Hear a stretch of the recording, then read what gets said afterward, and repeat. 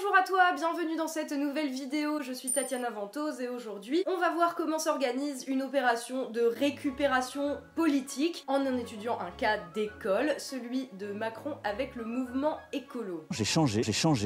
Avant de se lancer dans un projet, il faut définir des objectifs. En l'occurrence, quel est celui d'Emmanuel Macron? Essentiellement être réélu, soit ça, soit que quelqu'un qui porte la même vision du monde ou la même politique que lui, quelqu'un de la République en marche, soit élu après lui. On parle donc ici d'une perspective, d'un objectif électoral, et on va voir comment a été mise en scène sur ces derniers mois la conversion de notre président à un écologisme radical. J'ai changé.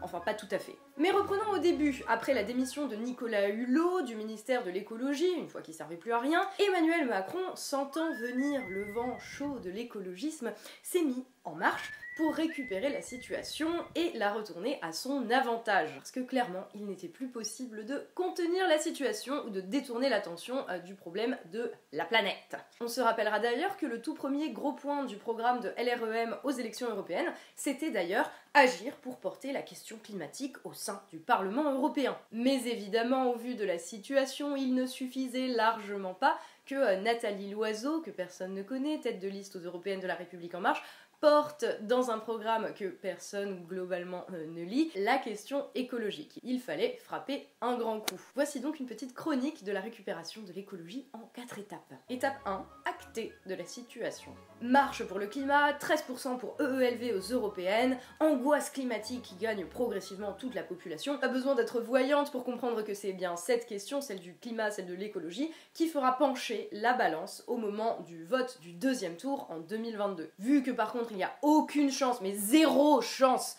que EELV, en tout cas dans la situation actuelle, se retrouve au deuxième tour, les voix de leur électorat, ou en tout cas de celui qui se sent concerné par les questions écologiques, se reporteront sur un candidat, et ce candidat sera celui qui aura donné le plus de gages d'écologisme ces 2 dernières années. Le but est ici d'aller dans le sens de l'opinion, et juste assez pour gagner, hein. Pas question de dire des vérités qui dérangent, ou d'être un petit peu trop disruptif dans les propositions. Bien entendu, on parle d'Emmanuel Macron. Il suffira simplement de construire un récit de gentil progressiste écolo versus méchant populiste climato-sceptique. Vous me direz, la technique du gentil progrès versus le méchant populisme n'est absolument pas nouvelle dans la stratégie d'Emmanuel Macron. Je ne vous rappellerai pas sa campagne européenne.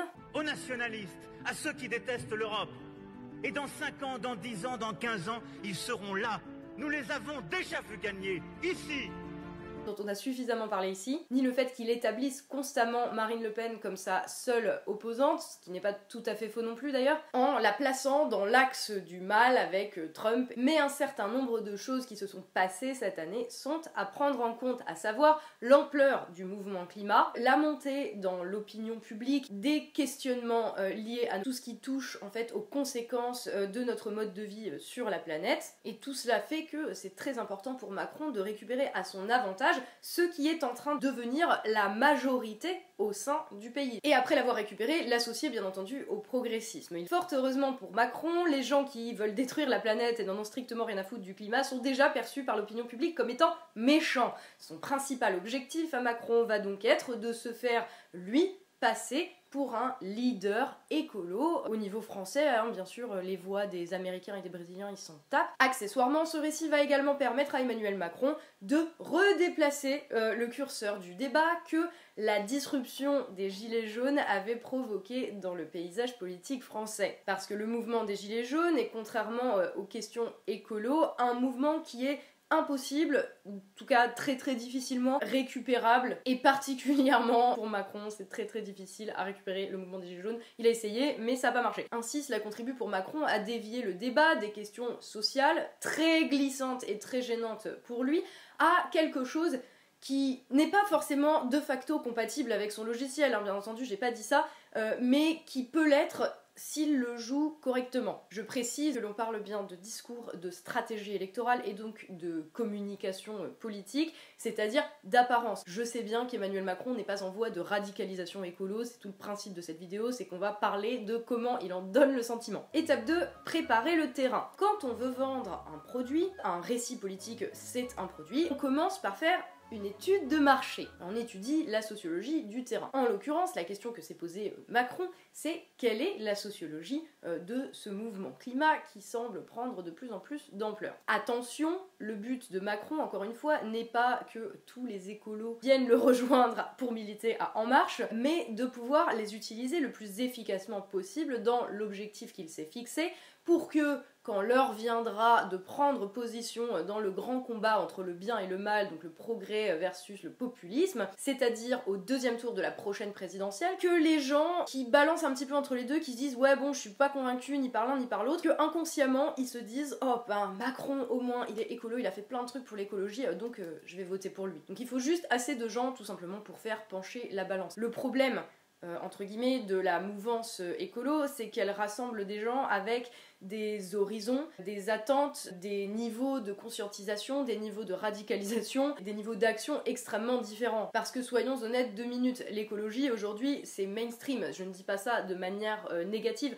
c'est juste qu'aujourd'hui tout le monde est concerné par l'écologie. Des climato-sceptiques ou des gens qui pensent que l'activité humaine n'a aucun impact sur la planète, statistiquement ils ne sont pas très nombreux. Donc parmi les gens concernés par l'écologie, on va distinguer plusieurs catégories, à très gros traits bien entendu. Je précise, pareil, pour pas qu'il y ait de malentendus, je vais en parler en mettant de la distance par rapport à cela pour pouvoir un petit peu comprendre comment peut se passer une étude de marché. Hein, ce n'est pas pour juger les gens selon leurs différents niveaux d'engagement ou de non-engagement. D'ailleurs, gardez bien à l'esprit que je ne fais pas ça pour vous critiquer, mais pour expliquer comment se passe une opération de communication politique à visée électorale. Bien se passer, ne t'inquiète pas. Alors, sur le climat, il y a plusieurs niveaux d'engagement, on va dire, ou de conscientisation, et tous ne vont pas être forcément récupérables de la même manière. On va distinguer les level 1, qui pensent que pour agir sur le climat, ça se passe à l'échelle individuelle, qu'il faut faire le recyclage, qu'il faut éteindre la lumière quand tu te brosses les dents et le robinet quand tu sors d'une pièce. Tenir ce discours, on va se le dire très franchement, n'équivaut pas à un engagement pour le climat, au sens actif du terme, c'est simplement avoir adopté un discours qui est devenu mainstream ces dernières années. Ce n'est pas à contre-courant de dire que l'écologie c'est important. Petite parenthèse pour prouver ce que j'avance, c'est pour ça que toutes les entreprises aujourd'hui misent sur des publicités qui mettent en avant leur côté bio, leur côté éthique, leur côté respectueux de la planète, de l'environnement, responsable, and so on, même quand ça n'est pas vrai du tout d'ailleurs. Hein. Enfin, on a eu un certain nombre de cas où les grosses entreprises ont inventé de nouveaux labels pour s'octroyer des étiquettes vertes avec la petite feuille verte, alors qu'ils ont strictement rien changé du tout, juste ils ont inventé des nouveaux critères d'attribution. Ça ne veut pas dire que toutes les entreprises font exclusivement du greenwashing, et on va être honnête 2 secondes, si les grosses industries mettaient autant d'argent à essayer de trouver des alternatives ou des solutions écologiques ou durables à leurs pratiques actuelles que à faire de la pub pour faire semblant de le faire, je pense qu'on aurait fait un immense bond en avant, comme dirait l'autre, sur le sujet. Voilà, digression terminée, revenons donc à nos amis du niveau 1. Dès l'instant donc où Macron va dire « je vous ai entendu », qui va lancer des assemblées citoyennes pour la transition écologique, encourageant les gens à se bouger. Et level 1, ils vont trouver que Macron quand même, il fait beaucoup, en plus il nous laisse le choix de la décision, etc. Ils sont déjà solubles dans le macronisme, qui sont déjà récupérés si vous voulez avant même de l'être. Bon, ensuite il y a le cran d'au-dessus, les level 2, alors c'est ceux pour qui l'action individuelle ne suffit pas, ou en tout cas plus, pour qui il faut que l'État agisse, que les politiques agissent, qui trouvent que Macron, ouais, il essaye peut-être de faire un petit peu, mais bon, pas assez, ils sont prêts à un petit peu de désobéissance civile, ils peuvent soutenir aussi des actions comme celle des décrochages de portraits, qui sont prêts à aller à des marches, à des manifestations, pour pousser les politiques à prendre des mesures. Et ces level 2, c'est ceux qui, cette année, en tout cas, ont été le plus visibles dans les marches climat, qui ont sans doute peut-être même été les plus nombreux. C'est souvent des gens dont c'est le premier engagement politique, donc avec beaucoup de choses aussi à apprendre sur ce que c'est de s'engager politiquement. Parfois peut-être avec une vision tout noir ou tout blanc des choses, soit les politiques sont gentils et ils aiment la planète, soit ils l'aiment pas. C'est un discours qu'on a quand même beaucoup entendu. Pour ceux qui avaient l'âge de voter, ils ont voté EELV aux européennes par exemple, tu vois. Donc encore une fois, je ne critique pas l'engagement, ni les bonnes intentions, ni les bonnes volontés des gens. C'est super important à se rappeler parce que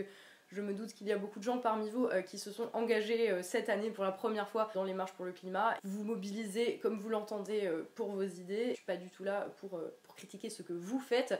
Je suis là pour faire la lumière sur ce que fait Macron. Donc, merci de ne pas le prendre personnellement, encore une fois. En termes d'engagement, je ne peux pas ne pas parler des level 3. C'est les militants qui probablement s'engagent pour l'écologie ou pour autre chose d'ailleurs depuis un certain nombre d'années, qui vont avoir une analyse politique peut-être plus systémique, comme on dit, des questions écologiques, par définition plus radicaux, qui vont lier l'écologie avec d'autres questions politiques, que ce soit celle des migrations, celle des inégalités sociales, voire celle de la pertinence de continuer dans notre système économique fondé sur la croissance. Enfin voilà, c'est des gens qui sont plus politiques, au sens où ils n'arrêtent pas la question de l'écologie à la question de l'écologie pure, mais vont dénoncer les conséquences d'un système économique sur le climat. Donc ces level 3 vont avoir un discours qui va être peut-être moins consensuel, et eux vont être tournés vers un mode d'action un petit peu plus radical, type je vais militer sur une ZAD, voire carrément,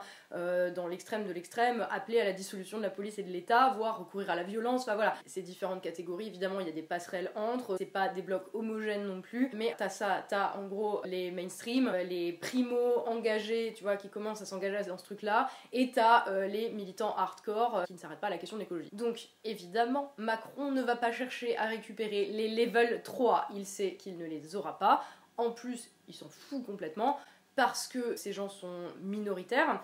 Alors comme tu peux pas récupérer les level 3 mais qui te font quand même un petit peu chier, tu fais quoi? Tu vas les discréditer, les pousser à tenir un discours peut-être de plus en plus radical pour qu'in fine ils servent de repoussoir à ceux qui seraient tentés de se radicaliser un petit peu plus dans le discours. Il aura par contre bon espoir de pouvoir récupérer les level 1 sans avoir trop grand chose à faire. Par contre c'est bien sur les level 2 que l'enjeu se trouve. On rappellera que le but de Macron c'est grosso modo de se faire réélire, hein. On est dans une perspective électorale et non dans une œuvre de bienfaiteur de l'humanité et de la planète. Donc parmi ces level 2, il y a ceux que Macron, dont il espère le plus nombreux possible, va tenter de faire basculer dans la première catégorie, celle des récupérables, et ceux qu'il va faire basculer, parce qu'ils ne seront pas récupérables de toute façon, dans la catégorie 3 et qui serviront de repoussoir. Donc l'enjeu, c'est bien de prendre le plus possible de cette deuxième catégorie de gens, qui ont été de toute façon les gens dont le discours a été le plus visible et le plus audible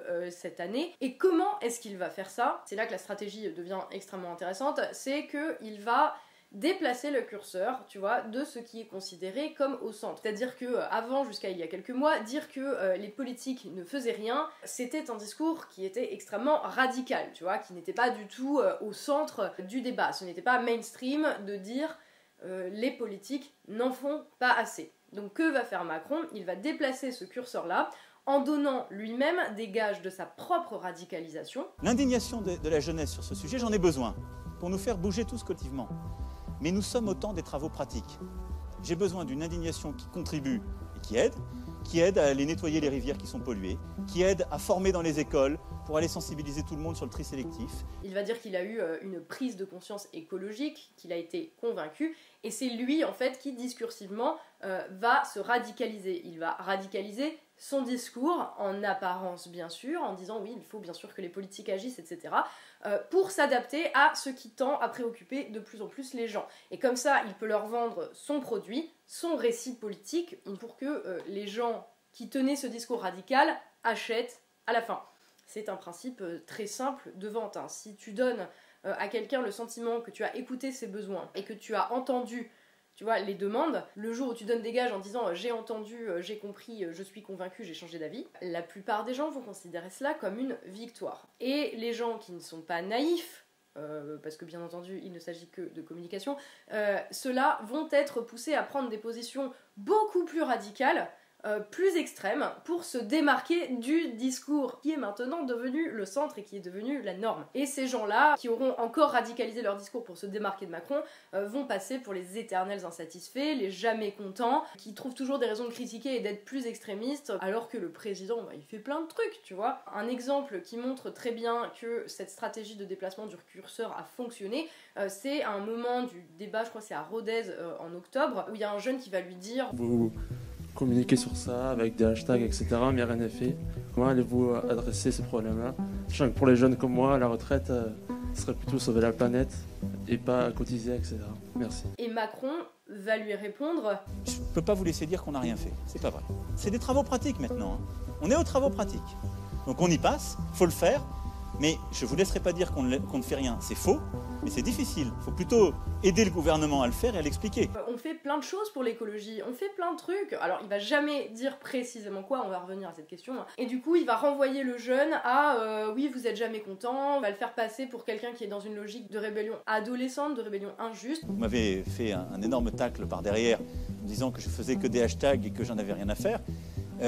Moi je plaide que c'est pas juste, mais il faut le plaider en actes. Et du coup il le fait passer pour un con jamais content et la boucle est bouclée et c'est Macron qui ramasse derrière. Tu la vois la stratégie de récupération là ou pas? Une fois que t'as compris la sociologie de ce que tu cherches à récupérer avec tous les éléments du marché entre guillemets en tête, bah là Macron est prêt à passer à l'attaque. Étape 3, passer à l'action. Là il faut frapper fort et médiatiquement parlant hein, bien entendu, c'est hors de question de faire des trucs. Et l'occasion va arriver pour Macron sur un plateau en or à l'occasion du G7 à Biarritz du 24 au 26 août, qui arrive en plus en pleine indignation générale sur les feux en Amazonie. Notre ami Machiavel aurait peut-être appelé ça la fortuna, hein, c'est cette occasion en or que le politicien doit savoir utiliser à son avantage. Et s'il y a honnêtement un talent qu'on peut reconnaître à Macron, c'est bien de savoir utiliser le contexte à son avantage. En tout cas, le mec a clairement pas fait un mémoire sur Machiavel pour rien. Que se passe-t-il au moment du G7? Il y a des feux en Amazonie. Vous me direz, il y en a tous les ans.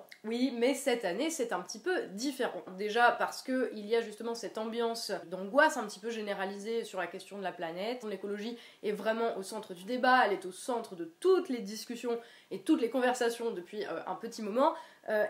Deuxième chose qui fait qu'il y a une différence, c'est que ce coup-ci, il y a l'ennemi parfait que l'on peut rendre responsable de ces feux pour pouvoir amener du même coup son petit agenda politique. Et cet ennemi qui déteste la forêt et les arbres, qui fait partie en plus de l'axe du mal avec Donald Trump et Marine Le Pen, c'est le méchant populiste Bolsonaro, le mec qui en plus se comporte exactement comme le récit progressiste entre guillemets attend qu'il se comporte. Il va aller faire des commentaires vilains sur le physique de Brigitte Macron et du coup c'est bien la preuve qu'il est sexiste, du coup c'est bien la preuve qu'il est méchant et que c'est un populiste et que en plus il détruit la forêt. Bolsonaro, c'est l'archétype de ce contre quoi Macron est le rempart. Donc il est absolument idéal, il est l'occasion idéale pour porter son récit progressisme versus populisme, et c'est un piédestal idéal pour conforter Macron dans une image de héros, de champion de la Terre. Macron est même allé jusqu'à dire que dans ces conditions, il est hors de question que nous signions l'accord avec le Mercosur pour punir le méchant Bolsonaro. Alors on sera content de savoir que les agriculteurs français qui se battent depuis plusieurs années contre ce traité qui va créer une concurrence déloyale et les foutre encore plus dans la merde qu'ils ne le sont déjà, que nos agriculteurs qui littéralement sont en train de crever, eux ils ont pas réussi à faire changer Macron d'avis depuis plusieurs années. Par contre un couillon président du Brésil critique sacro-sainte Brigitte, là attention, on va pas signer le traité les mecs. Mais comme Macron est machiavélien, il ne va pas se contenter simplement de saisir cette petite occasion pour uniquement en faire des caisses en utilisant Bolsonaro comme faire-valoir ou anti-faire-valoir, tu vois. Il va aussi profiter du G7 pour faire sa déclaration coup de poing dans une interview donnée à la presse. Et attention, ce ne sera pas dans n'importe quel média, ce sera un média savamment choisi, un média symboliquement perçu comme le média du progrès, un média en ligne, donc destiné aux jeunes, et surtout aux jeunes, tu vois, qui ont voté Europe Écologie Les Verts en majorité, tous ces jeunes qui se mobilisent pour le climat. Et ce média, c'est Combini. Le mouvement de la jeunesse pendant plusieurs semaines, plusieurs mois, et qui continue, moi, m'a fait réfléchir. J'avais des convictions, j'ai changé d'ailleurs ces derniers mois, très profondément. J'ai aussi beaucoup lu, beaucoup appris. Les scientifiques se sont également beaucoup mobilisés. Et je pense qu'on a tous à apporter une part de réponse. Je vais vous mettre cette interview dans la description, je vous encourage à aller la regarder. C'est le tournant, c'est ça le tournant. C'est ce que les médias en plus analyseront comme étant le tournant écolo de Macron, le tournant écolo du quinquennat.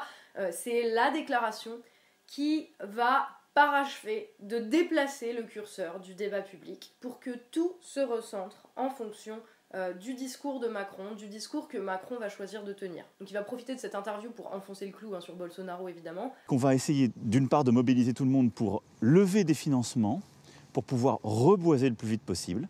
Deuxième chose, c'est qu'il faut qu'on développe des mécanismes de prévention de ces incendies, beaucoup plus puissants. Troisième chose, on doit trouver ce que j'appellerais la bonne gouvernance de l'Amazonie. Bon, d'aucuns diraient qu'au lieu d'annoncer qu'il allait aller planter des arbres en Amazonie, il aurait pu annoncer qu'on allait planter des arbres en France. Ça, tu vois, ça aurait été quelque chose sur lequel il a un levier. Parce que sur le Brésil, il peut dire ce qu'il veut, mais il va rien se passer juste parce que Macron dit on va replanter des arbres au Brésil. Hein, t'es pas président du Brésil. Mais bref, de toute façon, son but, ce n'est pas de prendre des décisions. Son but, c'est de continuer comme avant et de continuer à détruire ce qui reste de la France. En la dépeçant hôpital par hôpital, école par école. S'il y a des collapsologues dans la salle, ce n'est pas la peine d'attendre l'effondrement en 2025, puisque d'ici 2025, Macron aura déjà vendu la France aux 4 vents, il n'y aura plus d'État et on s'organisera en assemblée citoyenne menée par Cyril Dion. Étape 4. Enfoncer le clou. Une fois que tu as fait en sorte de rebattre les cartes du paysage politique, puisque c'est exactement ça qui s'est passé dans les discours en tout cas, il faut encore savoir continuer sur sa lancée. C'est pour ça que plusieurs choses sont organisées dans les semaines qui suivent. À l'heure d'ailleurs où je tourne cette vidéo, le G7 c'était il y a environ 6 semaines. Ce qui s'est passé depuis est venu confirmer l'hypothèse en tout cas de cette stratégie. Et il s'est passé énormément de choses, enfin, j'ai l'impression que le G7 c'était l'année dernière. Ça a changé très très vite, mais bref. Ensuite, Macron est passé à l'offensive vis-à-vis des écolos qui se radicalisaient un tout petit peu trop, pour justement, comme on le disait par rapport au level 3 et aux plus radicaux des level 2, les faire passer pour des cons jamais contents. Je parlais tout à l'heure du débat à Rodez, mais il y a eu un moment symboliquement beaucoup plus fort juste après, c'est la réaction de Macron après le discours de radicalisation de Greta Thunberg et de l'attaque en justice de la France et quelques autres pays qui sont pas les plus responsables des émissions de CO2 par un groupe de jeunes écolos. Macron en gros leur a dit il faut que vous bougiez le cul, allez manifester en Pologne, moi je fais plein de trucs mais je peux rien faire sans vous, donc allez ramasser des déchets sur les plages. Ce faisant, avec cette déclaration, il a inversé littéralement ce qu'on appelle le framing, le cadre du mouvement climat. C'est-à-dire que via ce discours, il s'impose lui-même comme étant plus radical que les militants ou les gens qui sont dans les marches pour le climat, et du coup il va mettre la radicalité de son côté. On est bien entendu d'accord que c'est toujours de la com et que Macron n'est absolument pas devenu un éco-warrior. Il se place lui comme étant le radical, le mec qui agit, face à des manifestants, certes pacifiques, mais qui ne font rien d'autre que gueuler, et qui commencent aussi un petit peu à se diviser sur les actions à entreprendre. Tant qu'il s'agissait de faire des discours pour demander aux adultes d'agir, pour dire que les adultes ne faisaient rien, eh bien les adultes encourageaient un petit peu le truc, mais là, tu vois, là il y a une attaque en justice, là il s'agit d'un jeu politique auquel, sauf le respect des primo-militants écolos, Macron sait jouer bien mieux que les jeunes du mouvement climat, à qui on a donné au préalable, ce dont je parlais tout à l'heure, cette illusion de la victoire, se sont peut-être ressentis un petit peu pousser des ailes, en mode ah ben c'est trop cool, on a gagné, ou on commence en tout cas à gagner, maintenant on peut obtenir ce qu'on veut, alors qu'en fait c'est exactement comme à Candy Crush, tu vois, on te laisse gagner pendant quelques niveaux en mode hyper facile, et d'un coup la difficulté elle augmente. Et là tu vas payer, tu vois. Là-dessus arrive Extinction Rébellion. Attention, je vais vraiment parler du mouvement en France parce qu'il prend des formes assez différentes selon les contextes nationaux. Et en plus, c'est pas du tout le sujet de cette vidéo. Mais bref, mouvement d'écolo qui se veut radical, qui voit dans la désobéissance civile, mais le pacifisme, occupe des lieux publics en se prenant la tête pour savoir s'il faut effacer les tags anti-police, tu sais, comme dans Auteuil-Neuilly Passy des Inconnus. Alors quand ils ont occupé le centre commercial Italie 2 à Paris, ils n'ont pas du tout été délogés par la police, ils sont partis tout seuls au bout d'un moment en mode ah bon, on n'est pas délogés, bah d'accord. Ils n'ont pas été délogés par la police quand ils ont fait une ZAD à Châtelet, et quand ils étaient devant l'Assemblée nationale, alors ils ont été déplacés, mais franchement tu vois les vidéos, tu te dis les policiers ils les portent comme s'ils étaient en cristal, tu vois, c'est incroyable. Et eux en fait disent bon, on est étonnés de ne pas subir de répression policière. Alors j'ai envie de vous dire, posez-vous la question de pourquoi est-ce que le pouvoir laisse faire, alors que si t'as un gilet jaune là... Eh bien c'est parce que, contrairement au mouvement des Gilets jaunes, le mouvement climat est un mouvement qui est totalement récupérable, parce qu'il inclut tous les level 2 que Macron cherche à récupérer et qui peuvent être récupérés. Je ne dis pas qu'ils sont fabriqués et manipulés par le pouvoir, c'est un petit peu plus subtil que cela, mais disons que pour quelqu'un qui sait faire un petit peu de la politique et qui en plus a toutes les clés du pouvoir, c'est quand même pas très compliqué d'utiliser des jeunes qui n'ont aucune expérience de ce milieu-là et qui pensent très sincèrement qu'on va sauver le monde avec des cours de yoga et des performances artistiques. C'est pas très difficile de récupérer ces gens-là quand t'es au pouvoir et que tu comprends un petit peu comment fonctionnent les gens. Et tous ces gens, ces militants, c'est des gens qui, en 2022, au moment où il faudra jouer les castors et faire les barrages, bah, ils se souviendront peut-être de la tendresse avec laquelle ils ont été traités. Finalement, Macron, il est pas si mal parce que depuis, on a gagné, il s'est radicalisé, il a pris des mesures pour le climat, comme la loi anti-gaspillage. C'est ce qu'on appelle jeter un os à ronger aux gens. Je sais que parmi vous, il y en a à qui ça ne va pas faire plaisir du tout d'entendre ça. Je dis juste qu'il faut être conscient de quand et comment on est utilisé, parce que c'est la condition en fait de réussir à changer quelque chose, parce que sinon on est éternellement voué à être utilisé comme des pions. Et si tu n'es pas tombé dans le piège et que toi tu n'es pas récupérable et que tu n'es pas récupéré, t'inquiète pas, Macron il a aussi prévu une case pour toi. Le monde réel dans la matrice, le repoussoir, casseur, anticapitaliste, violent, radical, etc. Cette vidéo avait vraiment pour but de faire la lumière sur des stratégies de communication politique qui ont fait leurs preuves par le passé. Nous sommes en train de vivre le moment où le système est en train d'intégrer sa contradiction pour pouvoir continuer à se perpétuer. Vous me direz où est le problème. Si le système intègre la contradiction, bah c'est tant mieux, ça va vers le mieux. Et si c'était pas uniquement du discours, je vous dirais ok, sauf que là, pendant que le champion de la Terre fait son show, on va signer des accords de libre-échange avec le Canada, on subventionne le trafic aérien, Macron va continuer à nous dire oh oui, j'ai rencontré Jean H&M, il m'a promis qu'il allait faire des efforts, la main sur le cœur, pour réduire la pollution de l'industrie textile, qui est, je précise, la première source de pollution de l'eau au monde. Puis j'ai rencontré Jean Cargo, qui a promis, la main sur le cœur, tu vois, qu'il allait faire des efforts pour rouler moins vite sur nos océans / continents de plastique. Macron qui va te dire oui, on travaille à convaincre les autres qu'il faut faire des choses. Ce que j'appellerais la bonne gouvernance de l'Amazonie. C'est-à-dire qu'il faut associer les ONG, il faut associer les peuples autochtones, beaucoup plus qu'on ne le fait, et il faut stopper un processus de déforestation industrialisée maintenant un peu partout, où on a véritablement un écocide qui est en train de se développer. Mais tout ça, en fait, Manu, c'est pas des décisions, ce n'est pas des faits, c'est du vent, c'est de la merde, c'est du bullshit. C'est ça le truc, c'est qu'à chaque fois quelqu'un lui dit oui, vous faites rien sur l'écologie, vous faites que des hashtags, vous faites machin. C'est ah mais si, on fait plein de choses, je ne peux pas vous laisser dire ça, on fait plein de trucs, mais quoi, dis-le, tu vois, si tu fais des trucs, normalement t'as pas de problème à dire ce que tu fais. Et tous les faits qu'il va donner, ça va être des trucs qui ne relèvent pas de sa décision. On va reboiser l'Amazonie, les cargos vont rouler moins vite sur les océans, mais qu'est-ce que t'en sais, t'as aucun poids là-dessus, t'as aucun impact. Et à partir du moment où les seuls faits qu'il nous donne pour prouver qu'il fait quelque chose, bah c'est pas des faits et c'est pas des décisions et ça relève pas de sa responsabilité, bon, la seule chose qu'on peut conclure, c'est que il ne fait rien, que tout ça, c'est du discours. La seule chose que ça montre, en fait, toute cette stratégie-là, ça montre qu'il a compris ce qui était important pour les Français. L'indignation de la jeunesse sur ce sujet, j'en ai besoin. Qu'il est prêt à agir pour aller récupérer tout ce qu'il y a à récupérer électoralement. J'ai besoin d'une indignation qui contribue et qui aide à aller nettoyer les rivières qui sont polluées, qui aide à former dans les écoles pour aller sensibiliser tout le monde sur le tri sélectif. Mais qu'il n'est pas prêt à faire quoi que ce soit d'autre. Il s'en fout. Et ce move-là est très bien résumé par la Convention pour la transition écologique. C'est un truc qui est prévu depuis des mois, auquel Macron a travaillé avec Cyril Dion. Entre parenthèses, Cyril Dion, très très beau spécimen de level 1. Donc tout ça était prévu, tout ce discours a été construit étape après étape. Avoir Cyril Dion et des assemblées citoyennes soi-disant qui vont décider des politiques à venir, macache, on va décider que dalle. Les assemblées citoyennes, c'est l'étape au-dessus de on met Nicolas Hulot ministre de l'écologie. C'est le truc qui est attendu, c'est le truc qui fait bien, c'est le truc qui donne l'illusion qu'il a changé, mais qui ne l'engage à rien du tout. Il s'arrange juste pour être là, pour être omniprésent, pour être vu. Il en profite au passage pour venir humilier et cornériser les opposants qui viendraient lui dire non mais mec t'as rien fait, mais il n'aura pas à assurer les actes derrière et il s'en fout parce que tout ce qu'il fait c'est pour être réélu et continuer business as usual. Et ça mes amis, ça s'appelle faire de la politique. En tout cas c'est le problème avec une certaine conception de faire de la politique, mais si on veut y changer quoi que ce soit, il va falloir qu'on prenne l'habitude de faire tomber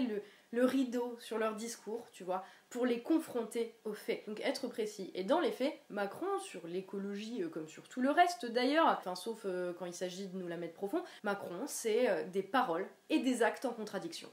J'espère que cette vidéo vous a plu, n'hésitez pas à la liker, à la partager, à mettre un petit commentaire pour donner votre avis sur cette question, ou sur ces questions, parce qu'il y en a beaucoup.